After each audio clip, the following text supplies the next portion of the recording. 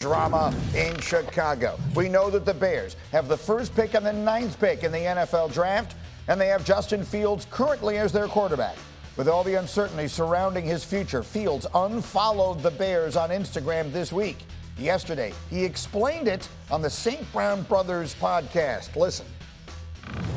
Why do people take social media so serious? Like, But like, why you don't follow the Bears? This and that. Like, I still mess with the Bears, this and that. I'm just trying to take a little break. I unfollow the Bears and the NFL, bro. I'm not just trying to have football on my timeline.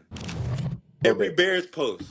It's either Let's see draft, who you follow. it's Nah, either let's keep see who Fields, we want follows. Fields, it's either draft Caleb. So it's like, bro, man, I'm tired of hearing the talk. Of course, I want to stay. To be honest, bro, I'll be trying to, like, with all the talk, it's hard to, I guess kind of just boom be in one place, but I can't see myself playing in another place. But I feel like the biggest thing with all this going on right now, I just want it to be over.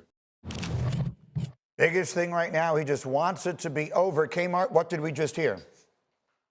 A guy who is sick of hearing about the speculation, and I don't blame him.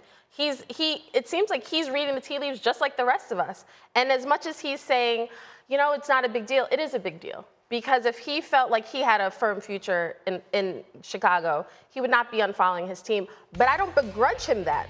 If you think about the time that Justin has been in Chicago, what he's dealt with on the field, behind closed doors, and now everybody is weighing in on TV, in the comment section, everywhere.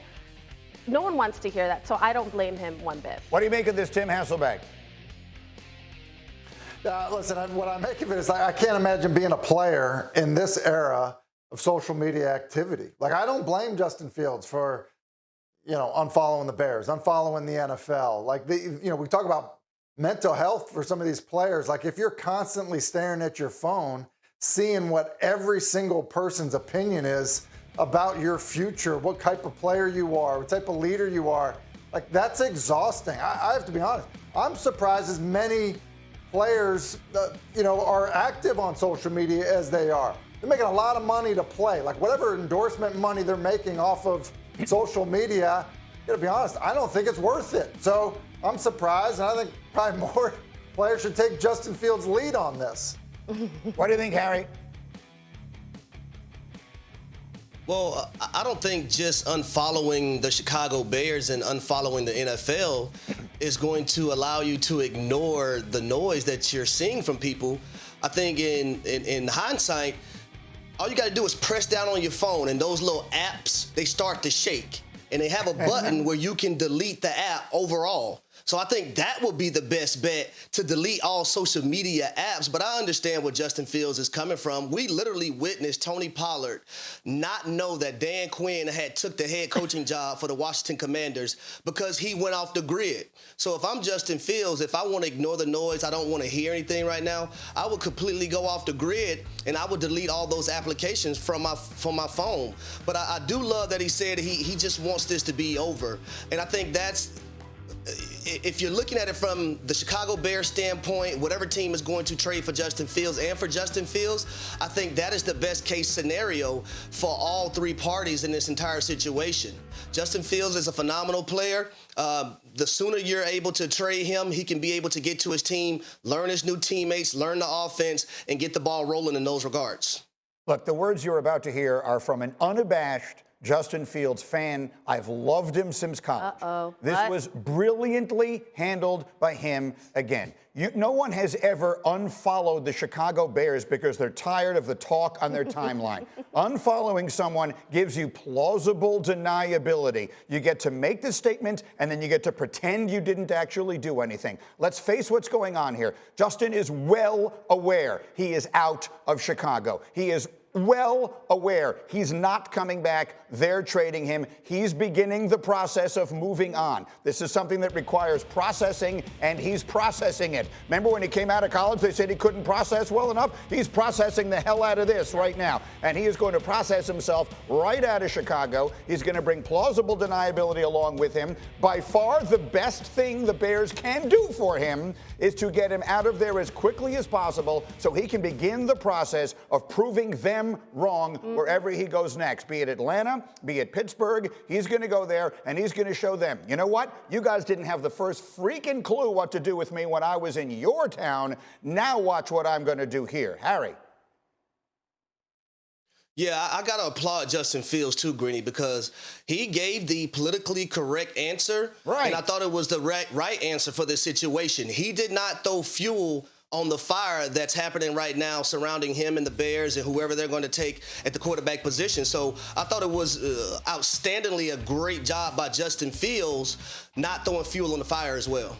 That's my point. In a world in which Micah Parsons is essentially reenacting First Take with Stephen A. Smith every chance he gets, Justin Fields was able to, in one fell swoop, make a statement, a sort of a passive-aggressive, real statement, and then absolutely tone it down. Man, I didn't mean anything by that. I just don't feel like talking about this on my timeline. Just because we don't follow each other doesn't mean we're not contemplating bringing him in. I like the way this is handled. He's demonstrating he knows how to play the game. Everything about his career thus far has shown that he is able to compartmentalize and handle a lot that's been dumped on him, and I applaud him too. Tim, it's the final word on this. I feel like it's sort of an adult in the room kind of handling of a situation. He knows he's moving on. We know he's moving on. And as he said, the faster it gets done, the better it is for everybody.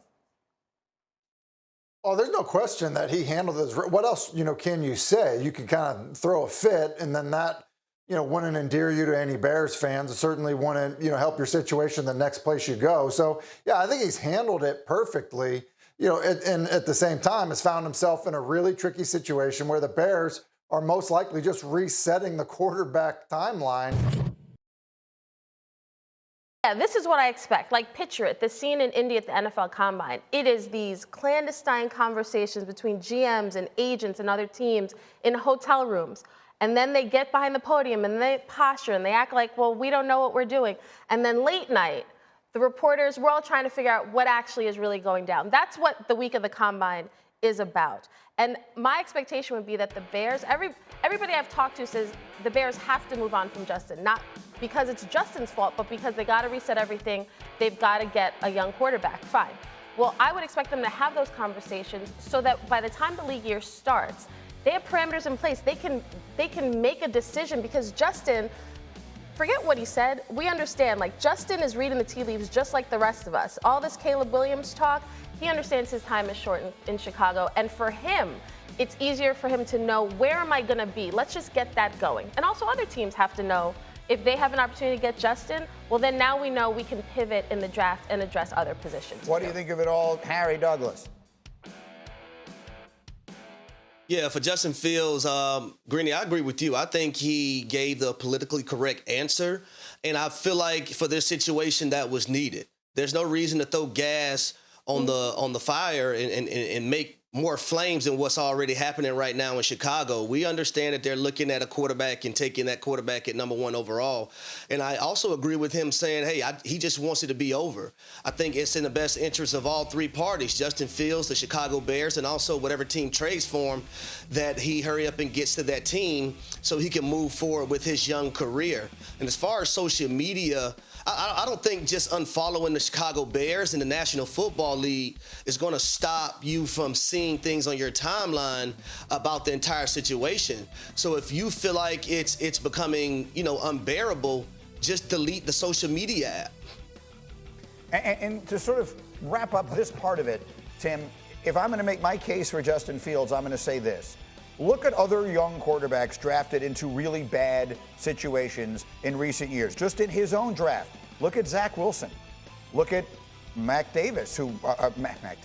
Jones, who was drafted into a situation, candidly, infinitely better than the one Justin Fields was. Look at Sam Darnold just a few years ago. Their careers were largely destroyed by the situations into which they were placed. Look at Justin. He's managed to rise above a series of complications, at least the equal of what those guys faced. And I think that should go as a positive. If you're checking boxes on him, I think he's done very well considering the circumstances, and that's why there is interest in him around the league. I think it's a great point, Greeny. Look, how he's handling this makes, Pittsburgh makes him more attractive to a team like Pittsburgh or the Raiders or something like that. Like, you like to see this type of maturity through a really hard situation. Look, that's why, as we're talking about this, look, him not being in Chicago, I don't think is because the whole league thinks, look, you can't win and be successful with Justin Fields. I think it's because, look, they haven't turned it around as quickly as they wanted to turn it around, and they have an opportunity to reset at quarterback. He is available. He's more attractive to the rest of the league than the guys that you mentioned that are contemporaries of his. And I would just say this, like, I would hate to play in this era of social media, seeing it all the time. And the reason everyone's making it, like, we're leading the show with it. That's the deal. And look, that's why the Falcons and Harry's team is gonna be interested in him. So, yeah, I think there's a lot of meat on this bone with Justin Fields. Yeah. Is that a subliminal message? Yeah, very Harry? subtle. Not unlike Justin Fields subliminally messaging the Chicago Bears by unfollowing them. Look, at the end of the day, I'll put the over-under at next Thursday and a half. Okay? Next Friday is the day the Bears traded the first pick last year. Next Thursday and a half is the over-under on when Justin Fields gets traded. Atlanta, Pittsburgh, or maybe a surprise along the way.